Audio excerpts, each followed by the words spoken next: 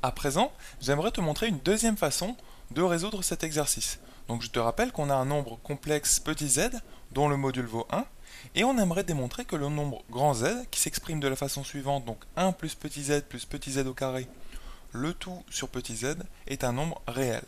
Et je te rappelle qu'une autre façon de démontrer qu'un nombre est bien réel, c'est de démontrer que sa partie imaginaire est égale à 0. Donc ici, bien sûr, c'est ce qu'on va faire. Et la deuxième façon donc de procéder pour résoudre cet exercice, ça va être d'utiliser d'une façon générale ce que je vais te dire.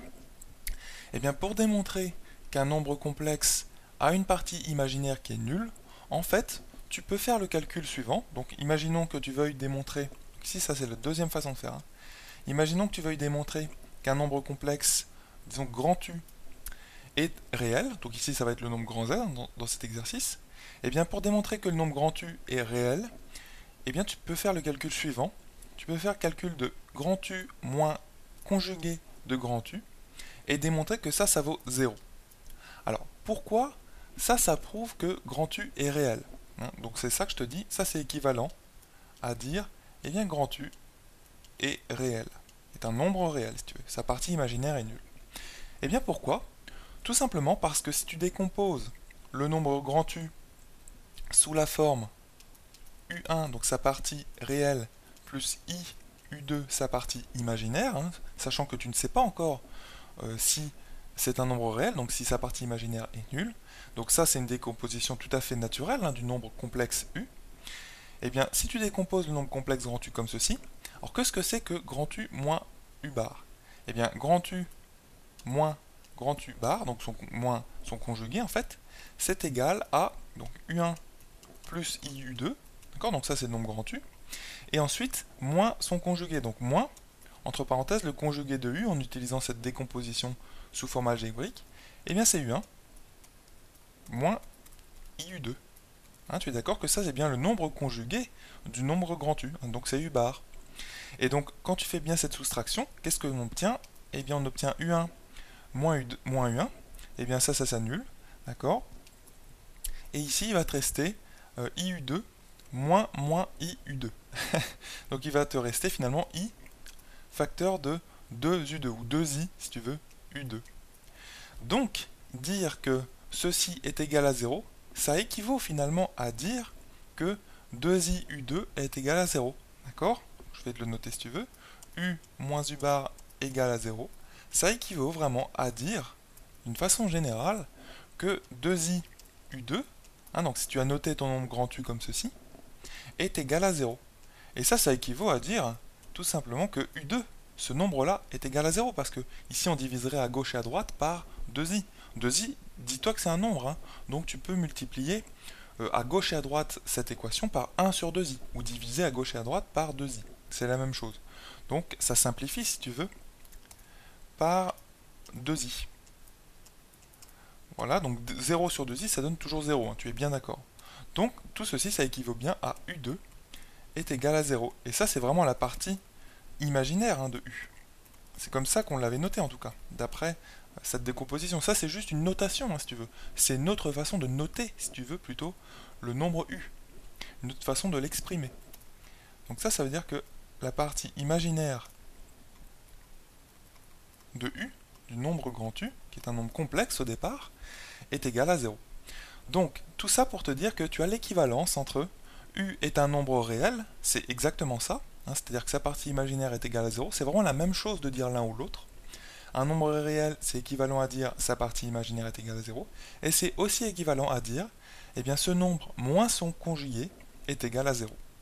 Donc c'est exactement ce que je te propose de faire dans cet exercice. On va calculer en fait U moins U bar, et on va démontrer que ça vaut bien 0. On va démontrer qu'on a cette partie ici. Et donc, à la fin, forcément, vu qu'il n'y a que des équivalences entre ces choses, tu obtiens cette chose-là, finalement. Donc, tu as bien démontré ton exercice, parce que je te rappelle que c'est bien ce qu'on veut démontrer. Tu comprends un petit peu le raisonnement?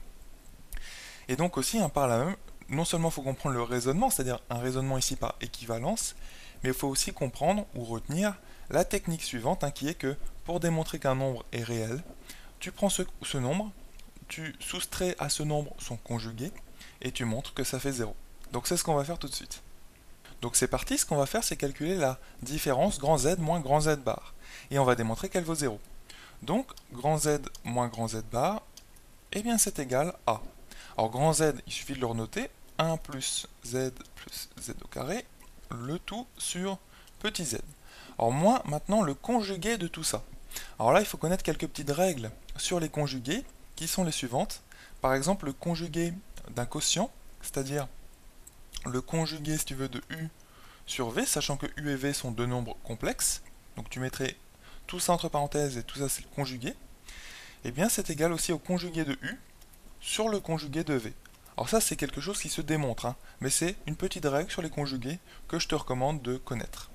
Donc on va l'utiliser tout de suite, et on va obtenir moins, donc conjugué de 1 plus Z au carré, donc le conjugué de tout ça, okay, sur le conjugué de Z. D'accord ? Autre petite règle sur les conjugués. Eh bien, U plus V, le tout conjugué, ou conjugué de tout ça, c'est égal aussi à conjugué de U plus conjugué de V. Bref, tout ça, c'est des petites règles assez simples sur les conjugués, mais desquelles il faut te souvenir. D'accord ? Donc on l'utilise, cette règle ici tout de suite, ensemble, et ici, on va l'utiliser ici.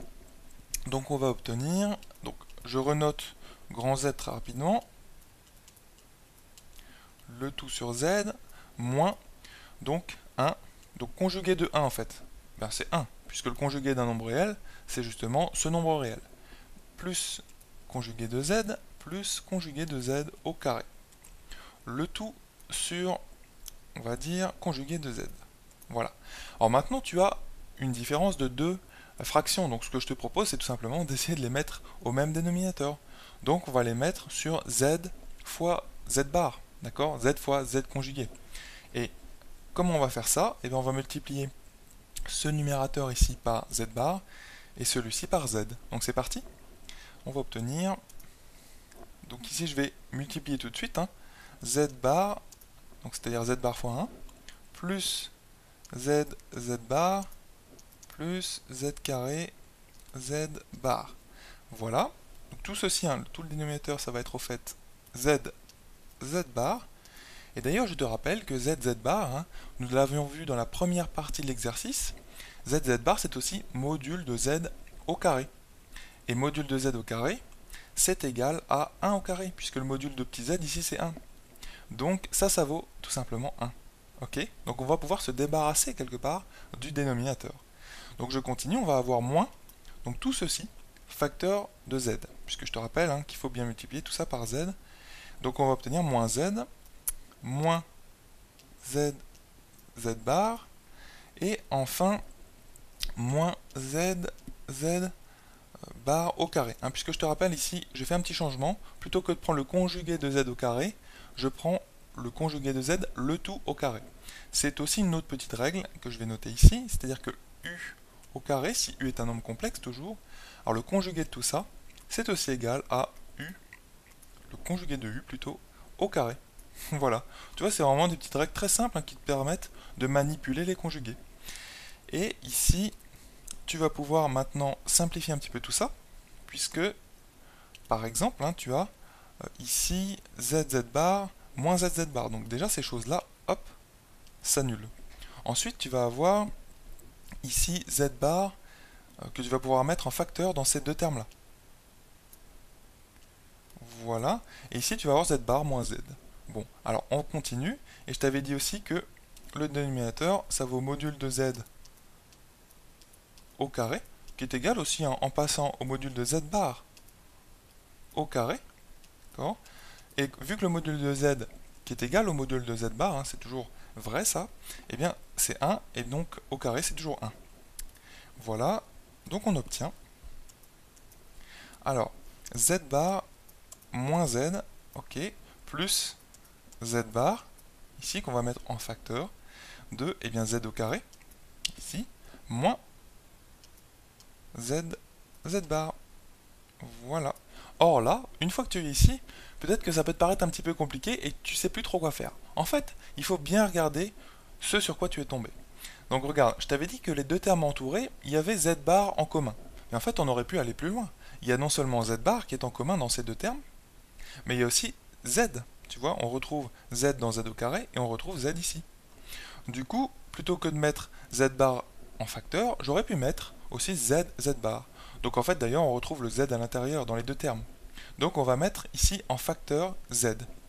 Donc on va obtenir z bar moins z, donc ça on ne le change pas pour le moment, on ne sait pas trop quoi en faire, d'accord, plus z bar, donc ça reste, fois z, qu'on met en facteur dans cette parenthèse, fois, donc qu'est-ce qui va nous rester? Eh bien z moins z bar. T'as vu qu'on retrouve ici le terme en fait, z, ou l'élément plutôt z moins z bar. Voilà. Et cet élément, si tu le retrouves en commun en fait dans les deux termes, hein, sachant qu'ici tu as les deux termes d'une somme, tout ça c'est le deuxième terme, ici tu as la somme, et bien tu peux le mettre aussi en facteur. Donc c'est parti, on va obtenir, tu vois, j'y vais vraiment très très progressivement, c'est comme si toi tu faisais le calcul, tu tombes sur ça, que ce que je peux faire, et donc ici en fait il faut voir que tu as encore le z qui est en commun dans ces deux termes. Donc pourquoi ne pas le mettre en facteur? Donc c'est parti, nous allons mettre en facteur le terme ici z bar moins z, et donc ce qu'on va faire c'est ceci, on va mettre z bar moins z en premier, facteur de donc 1, donc ici on s'est occupé de ce terme, donc plus ou moins z bar z ensuite. Et bien ici, hein, si tu regardes bien, c'est pas tout à fait z bar moins z, c'est z moins z bar, en fait c'est l'opposé.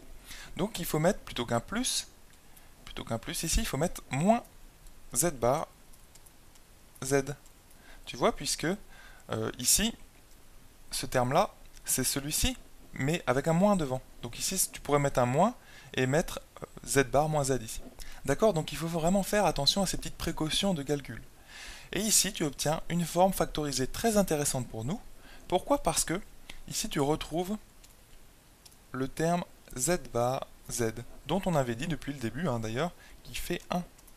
On l'avait dit ici aussi. Et 1 moins 1, ben, ça fait 0. Donc tu prouves bien en fait que tout ceci, avec des égalités successives, eh bien ça fait 0. Et donc on a bien démontré, hein, d'après l'équivalence que je te donnais en tout début de vidéo, on a bien démontré que z moins z bar égale 0, et donc que le nombre grand Z est un nombre réel. Autrement dit que sa partie imaginaire est égale à 0.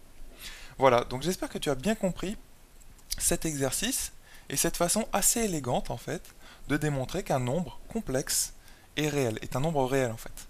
Et retiens donc bien cette technique qui est la suivante, tu calcules le nombre moins son conjugué, et tu démontres que ça fait 0. Alors peut-être que dans les problèmes ou les exercices, on te donnera l'indication. En tout cas, maintenant, tu la connais cette technique. Donc je te dis à très bientôt sur Star Maths TV.